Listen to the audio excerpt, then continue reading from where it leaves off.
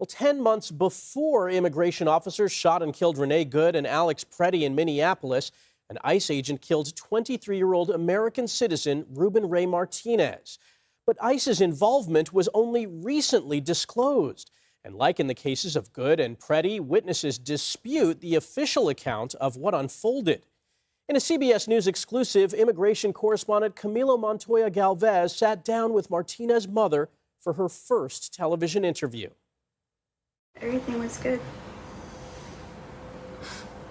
Just don't understand why it had to be this way. Rachel Reyes' son, 23-year-old American citizen Ruben Ray Martinez, was killed by an ICE agent nearly 1 year ago. I was devastated and in disbelief. And it's bad enough to lose your child, but then to lose your child at the hands of law enforcement when they're supposed to be the ones to protect your child. ICE's involvement in Martinez's killing in March of 2025 was only publicly revealed in February, roughly 11 months later. Martinez was out celebrating his birthday with his best friend Joshua Orta in South Padre Island.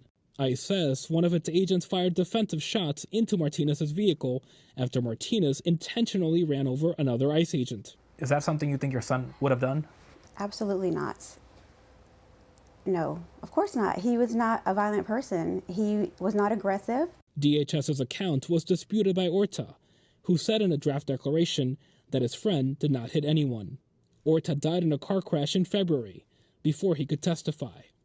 The Texas Department of Public Safety told CBS News it completed its investigation into Martinez's killing, saying it would release the records related to the case on Friday. Last month, a grand jury rejected criminal charges related to the shooting. Charles Stamm is representing Martinez's family. In a recent statement, your team said that a toxicology screen detected alcohol and marijuana in Ruben's system. Do you know whether Ruben was intoxicated when he was shot, and could that have played a role in what happened? He was never stopped on suspicion of public intoxication or driving under the influence or anything of that nature. It's important to bear in mind that when Ruben lost his life, his car was in park, and right after those 3 bullets came through the window and went into his chest from that ICE officer, Mr. Orta's statement said that he said, "I'm sorry, sir," as his last words. This was not someone who posed a threat. Reyes says she has deep respect for law enforcement. She also supported President Trump in the 2024 election, but she says change is desperately needed. I don't blame President Trump for the death of my son because he wasn't the one who pulled the trigger, but I do think that something needs to be changed in that department as far as the pattern of violence or abuse and impunity. Based on the statement that they made, seeing how the words that they chose to put out there about my son, that's as insult to injury. Reyes says she does not want other families to experience her pain. What do you miss the most about Ruben?